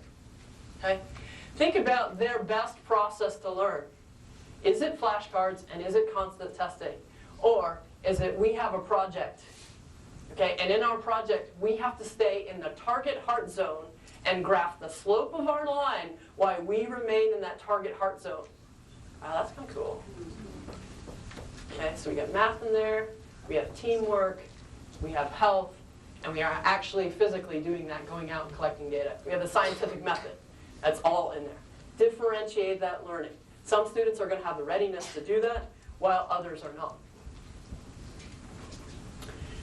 Think about your end goal in law and that you have in mind. And in that end goal, what are your expectations of performance? So what is the desired outcome before you ever get there? And how, along the way, can we work to get there? Is it okay that sometimes we have open-ended responses? I know we're under pressure to meet the standardized test performance, but are there other ways that we can do that for our students? And think about how we can change our environment.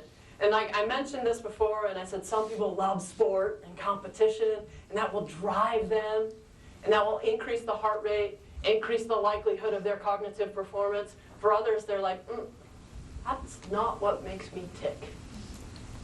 I want to get on a longboard, and I want to cruise. Okay? That's a skateboard, longboard. You need to move. One of the things that's emerging on a national level is ultimately this notion of the whole of school approach. And what I want to drive home is that, how many of you are parents? Okay? How many of you are teachers? Administrators? Health promoters? Oh, hands down. Health promoters is all of us, right? Okay? We're all health promoters because we're role models. Now, we may have certain responsibilities in this whole of school approach. My responsibility now has become to gather this evidence and share this evidence. But when I began this journey, I was a physical education teacher, a health teacher, a leadership coordinator, a camp counselor, an assistant principal, an athletic director. Boy, I wish I could keep a job.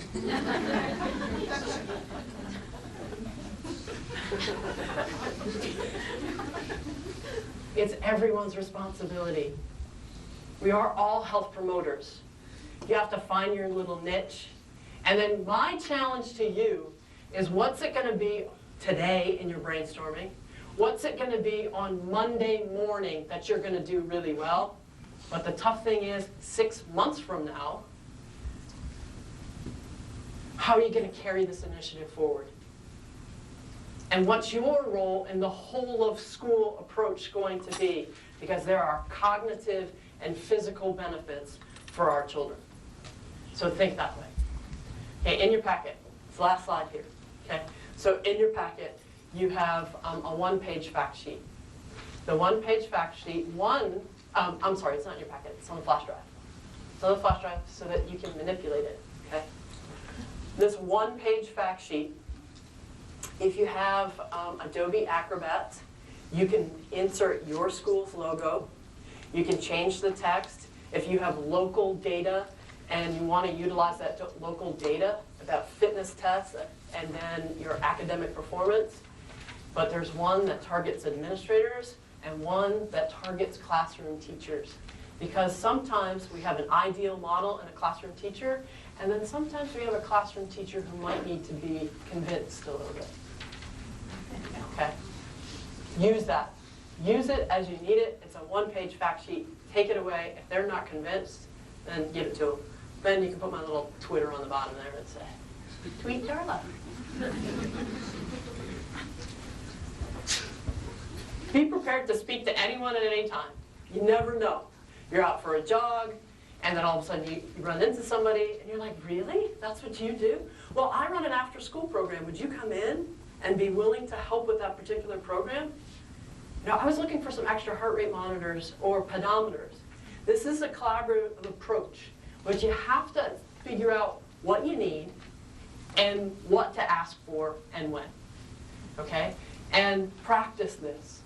Practice this. So all of a sudden, we're in the elevator together, and we can say, no, I'd love to have you come to our family fitness night. It's going to be on March 14th. Okay? And last year, we only had 40 people, but Bucks Bikes gave us free bikes, and we'd love to have you come and see what we do. Okay? I was ready. I knew he was going to be here.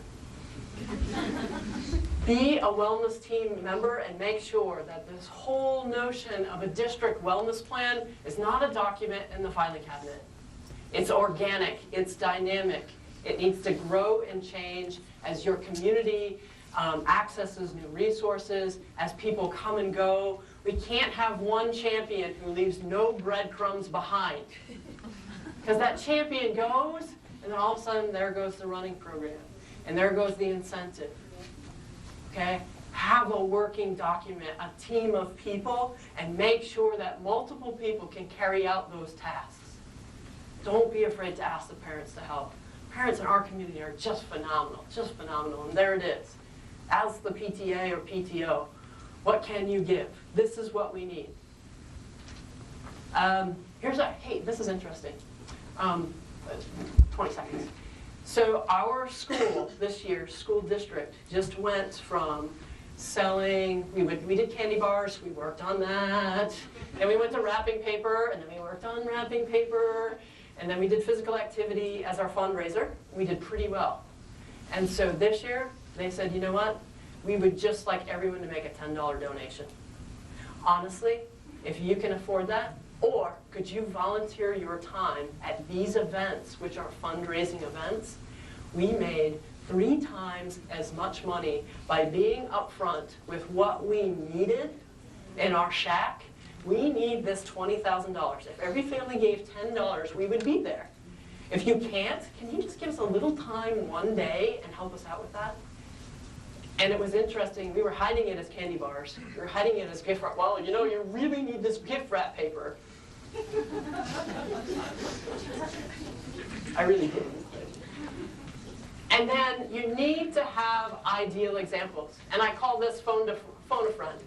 Okay? So I speak to the like-minded person who's in the building with me, and I say, we're in it together. I noticed in your classroom you were taking some physical activity breaks. At the next staff meeting, let's provide some physical activity breaks for our staff. Okay? Let's have a wellness fair. Let's put in the boxes of the teachers some sample activities that they could do. Better yet, let's videotape some or get some from YouTube, because you know they're out there. We'll put them on the computers of teachers so they click a button and the children can be physically active. Okay? These are all plausible strategies that are going on across the United States, and you need to decide which ones are going to work for you. So my job today was to present the evidence that children who are physically active for a single bout of physical activity are active in programming over time, improve their physical, cognitive, and brain health. We can't underestimate that. The odds are forever in our favor. If we build it, they will be active and we will create health. If we have healthy children like we just envisioned, they'll be more ready to learn. And they'll make us so proud. And it's just a little investment. a little investment. Thank you so much for listening to me and being here today and doing what you do.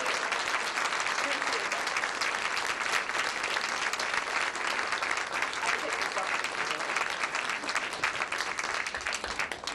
So we have a couple minutes for questions for Dr. Caselli.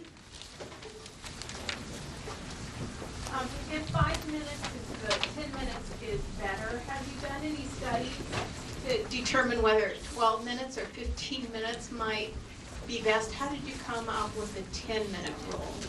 Yeah, so actually, if I'm going to rank the things of importance, I would say things that draw on aerobic fitness first. They're with oxygen. So then that kind of goes hand in hand with the type of activity that you choose. Running or continuous activity is a little bit better than holding the plank position, but that matters too. That matters too. The longer the period, the better, but I'm trying to be reasonable and doable for schools. Okay, so if you did 12 minutes, it would have greater benefits. Okay, if you were at a higher intensity, it would have greater benefits. Question. How do you feel about block scheduling and the 2-hour time frame of classes? Yeah, as a former teacher, I loved block scheduling because what we could get accomplished during that time. Unfortunately, it puts a lot of onus and responsibility on those who have possession of individuals, a group of individuals, for a 2-hour block of time. We need the breaks within the period, and working at easels, collecting data, using more project-based learning are all different ways that you could do that within that 2-hour period of time. We have to get people comfortable with it's okay to move in this kind of setting. We have to get people comfortable with that. So it's okay, we just have to move. Question. Over here, Steve.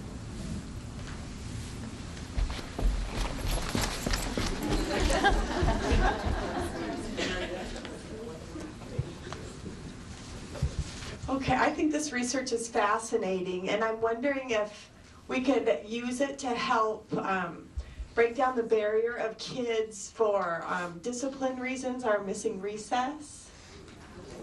Yeah, yes, absolutely. So I think we all know that really the crime should fit the punishment, right? So if there is inappropriate behavior somewhere in the classroom, the consequence and dealing with that behavior should be in the classroom. The easiest thing to do is take something away that they really like, recess. So you have to stay in for recess, but doesn't really solve the problem in the classroom. Okay, so think first on how we can solve that in the classroom. This is absolutely your responsibility to use this information to say, kids have got to go out for recess. Number one, if you don't have it, get it back. And number two, if they're being withheld from recess, then we need some sort of policy in place to kind of talk about addressing that. Great idea. One more question, and then you'll be around. Yes, I'll be here.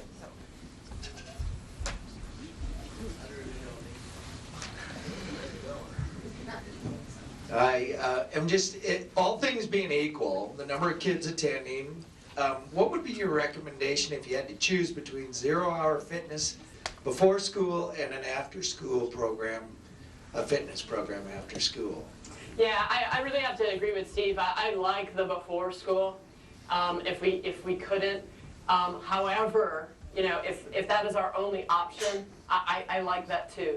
So we're going to get cognitive benefits over time from the after school. We're going to get immediate cognitive benefits when it's in the morning, and then we'll also get continuous cognitive benefits. So it's like you get a double dip if you were actually riding your bike to school or having active transportation. And then if you had a morning physical activity assembly, which some schools do that on their television, or some schools meet in the gym and they have just some sort of aerobic activity, and then from there they start their day. I have to say today I lean towards the morning. Good question. Okay, thank you. Another round of applause.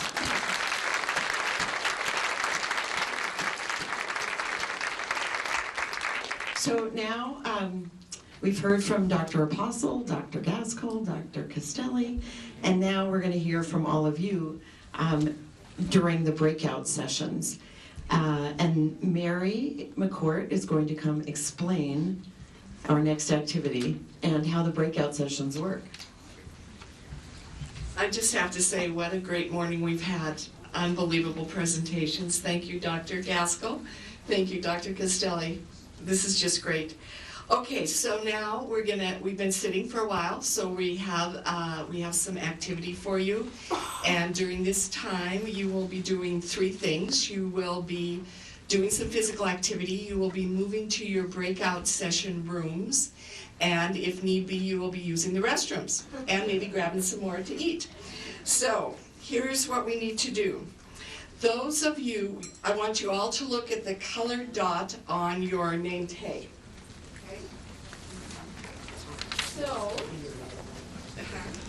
Okay, so this is Anna. Yes, and so if you have a yellow tag or dot on your name tag or a blue dot, you will be doing your physical activity outside on the oval, and your breakout rooms will be in the College of Education, okay? So if there's yellow or blue, you will be meeting outside on the oval, and there will be folks from Missoula Parks and Rec who will be leading you through a physical activity out there, and then they will take you over to your rooms at the School of Education. Okay, there's Ryan. So if you could just hold on for a minute, Ryan, and Ryan will lead those groups outside. If you are in the active school activity, which is black, if you're black, you will be up on this little aisle up there, and Lisa Timms from Catch will be leading your activity. And Lisa, hold on for a second. And also, if you are in active recess, which is green, you will be with Lisa. Thank you. And then there is going to be hula hooping for those of you in 0 hour activity. Those are red and orange, and also the red and orange folks will be out in the foyer with our PE teachers doing hula hooping and jump roping. So that is your next step to follow your tags and go to your breakout sessions.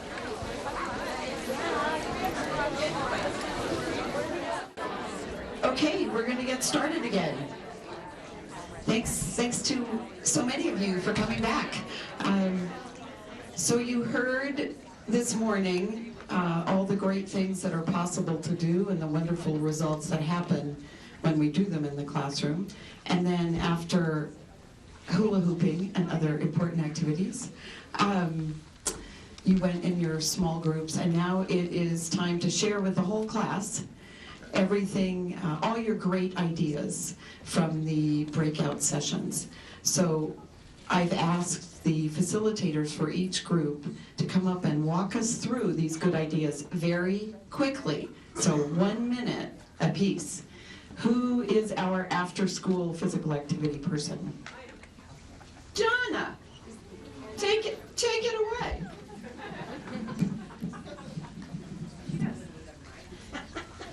I really don't need a mic. After you've worked at swimming pools, you learn that you can clear a pool with your voice. After school physical activity, we had a great session. Top ideas: family, take-home education, take-home active wellness log, so kids can log at home just like they log their reading or other things. A web clearinghouse for all activities. And removing the labels. And we talked about labels in a couple of different ways: activity rather than exercise or maybe sport. And also the idea of labels in that activities belong to individual organizations as opposed to the activity belongs to all of us and all of the community. The other thing we talked about is make sure we include kids in those choices. And my favorite is always, make sure we have fun. Excellent. Thank you so much. 0 hour activity. All right, I'll be super fast. So the three ideas that we came up with were have more parent education and outreach. So to get parents involved so we can have volunteers before school would be a big one. The second one, have multiple options of activities in the morning. So, you know, not all kids are going to want to do a running club, I think someone was saying.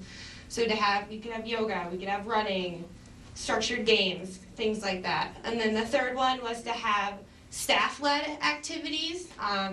Show model behavior. If you're doing it, the kids are going to want to do it as well. So those are what we came up with. Excellent. Thank you. Active recess. Ms. Mary McCord. We had a great group of folks that really worked hard to come up with our ideas, and we really came down to the idea that the foundation of active recess has got to be a paid staff champion that's trained. And so whether we work this into contracts with teachers that might be interested in that, whatever it is, whoever it's going to be, it's got to be someone that believes in it, and they have to be paid, and we have to get it institutionalized so that there is a policy that every school has active recess. From there, we realized that we're going to need community experts. This could involve a private organization that has an active recess model. It could be a gym that wants to come and do a certain piece of it at certain times of the year. It could be volunteer students that need some volunteer hours that we can train. So we need a champion on site, we need them trained, we need our community experts trained, and then we talked about classroom ambassadors, peer-to-peer, where we would eventually identify kids that do really well and that are natural leaders and teachers, and that they would buddy up with other kids to bring those kids in for the non-competitive active recess games that we want them doing. Excellent. Activity during the classroom.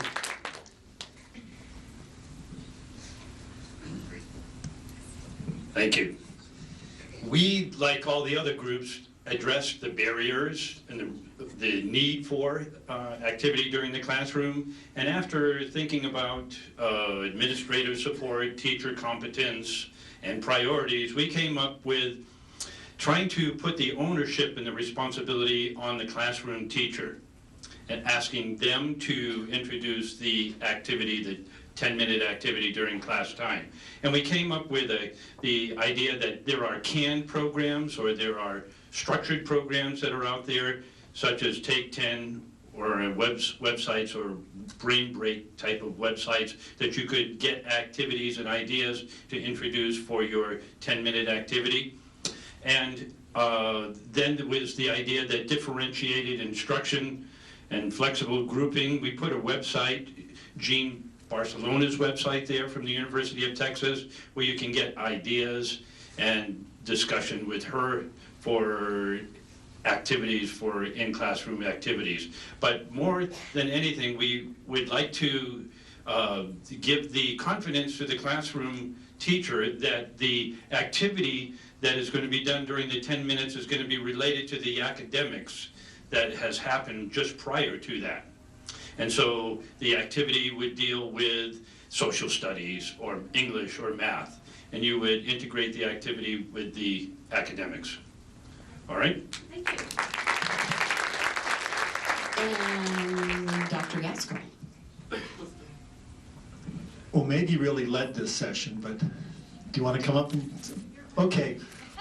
Well, just listening to all of these ideas, it's already been said what we have up there, but maybe our top one that we came up with that summarizes it, we were on access to PA, which really says across the whole day. So we could do everything. Training for teachers, that was our number one. How do you do this, and how do you empower them to do it, and how do we plead with and beg them to do it? But training for teachers. And then our other one on the activities and solutions was community involvement, and that meant a cultural change, how we think about physical activity versus PE, how do we think about the whole concept that it's okay to move, that we have permission to do this in our classrooms. And under community involvement, collaboration, which goes into a lot of these other things that were said, and for the 0 hour and for all times of the day, potentially. And we need champions that are going to help with all of this. And then some of the specific actions that we thought were needed, we need a PA director or a wellness director that is in the school and is the champion for that, and that person probably needs to have release time from something else. And this one I haven't heard come up yet, but increased physical activity during staff training and staff activities and professional development to learn how to model this stuff and do it so that it isn't just, it's the kids, it's me too, and it's Darla, but she already does it. Thank you. Thank you. Thank you all. Thank you facilitators, and thank you participants. What we're going to do, all your great ideas and best practices and recommendations, we will distill them and email them to you by the end of this month, hopefully sooner, but we'll get them out to you summarized just as you suggested them. And then the School Wellness Subcommittee, the Graduation Matters Missoula School Wellness Subcommittee, will be developing by December 15 a work plan for physical activity so we can incorporate the best of all these ideas into the schools. So that will be our next step. Before we wrap up with our raffles, right? That's our only remaining business. She's not going to like me doing this, but it is really, we really cannot end this session without paying tribute to Mary McCourt. Oh, 0 hour. I totally forgot. Well, you just wait. Sorry. Sorry. It's this funny looking easel. I didn't. Hi, thank you. Okay, so I was going to segue from the role modeling conversation to role modeling at 0 hour with active transportation. That was one of the main things that we voted on. For students, teachers, parents, the role modeling piece is key. Also, developing an incentive plan for something that is more than just, a one-time activity, but maybe a longer-term incentive plan where the kids could track and gain rewards as they go along for walking or biking, and then tie those incentives into some kind of community resources or activities out in the community. And then the other one that we highlighted and prioritized was kind of taking us back to 0 activities and having community groups that might be able to come onto the campus and be there to help volunteer and work through activities in the 0 hour activity piece, like over here. Think groups like Flagship, YMCA, and maybe even parks, tying in with them. Thank you. Sorry. I didn't even know what this thing was. So, our own Mary McCourt, as many of you know, she is retiring on December 31st. And it's going to be a real loss to so many efforts in Missoula. Mary has been, throughout her career, just somebody who has had incredible impact on the lives of our kids and the health of our community. She, through her work with Big Brothers Big Sisters, through her tobacco prevention work, on the Graduation Matters Missoula Executive Committee, and countless other, we're a coalition happy town, and Mary serves on a great many of them. And now as our Let's Move coordinator, everything that we've done, including the national recognition that Let's Move Missoula received from First Lady Michelle Obama at the White House in July, would not have happened without Mary McCourt. She is truly a champion for change and a champion for healthy children, and we heart you, Mary McCourt. And we have a couple of little items just to show you how much we heart you.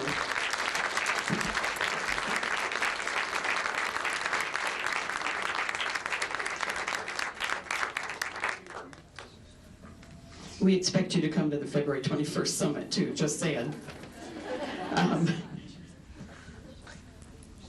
So, raffle? Okay. I already did. Where were you? The February 21st summit. nutrition related. Focus on competitive foods, which I told you earlier, I learned are not like foods duking it out in the cafeteria, but foods that don't meet USDA guidelines. Right. So Darla, why don't you come up and be our celebrity raffle name picker. So for first, runners edge.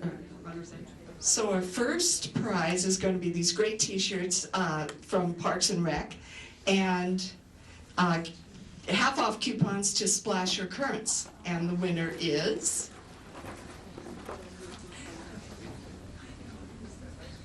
Gus Jacobson. And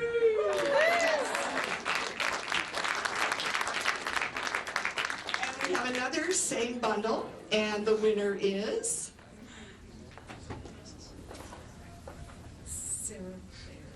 Sarah Bear.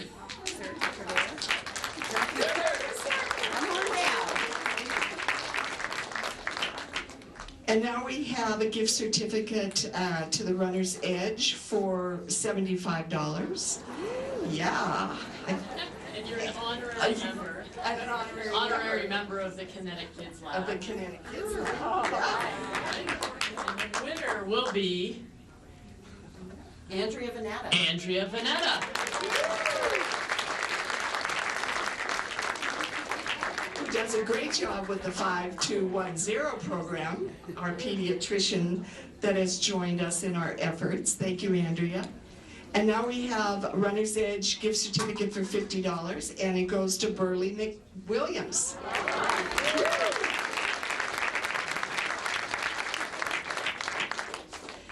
And now we have this wonderful book by Dr. Gaskell on fitness and health, and a t-shirt, a little kid's t-shirt from summer camp, Missoula Parks and Rec, and another Runner's Edge, and it goes to, Aaron Lipkin. Aaron.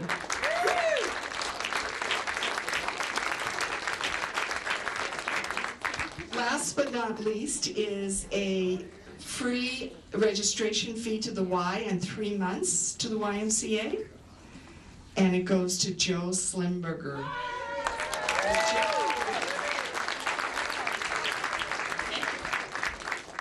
Thank you all. Congratulations, lucky winners. We'll see what we can come up with for prizes for February to get you back, too. So, remember at the beginning I told you I was going to give you the secret of getting all this done in your schools? I want you to understand and believe in the rule of 3. It takes just 3 people to change any organization of any size. I have seen this time and time again wherever I've worked throughout my career, from a daily newspaper to a Fortune 500 company to the country's 3rd largest charity, and yes, even at a school and at United Way of Missoula County. And I'm talking about some of the most change-resistant and change-averse organizations. It only takes 3 people. Imagine if we had those 3 people in Congress right now. They have to be the right people, and change rarely happens overnight, but it really only takes 3 people. So if you're sitting here wondering, how am I ever going to get this done in my school? I want you to remember the rule of 3. You're 1, right? You're already here, so you're the 1. Now you just have to find 2 other champions. And then the 3 of you can recruit more champions, and then they'll recruit more champions. And I guarantee you, you will get it done. You will be a mighty force that can roll over the nevers and the always. You know, we've never done it this way, and we've always done it this way. You can really, if you follow and believe in and practice the rule of 3, I guarantee you, you will change your schools, you will change kids' lives for the better. And we thank you for everything you've already done and everything you will continue to do. We look forward to being in touch with you and to seeing you back here in February. Have a great rest of the day.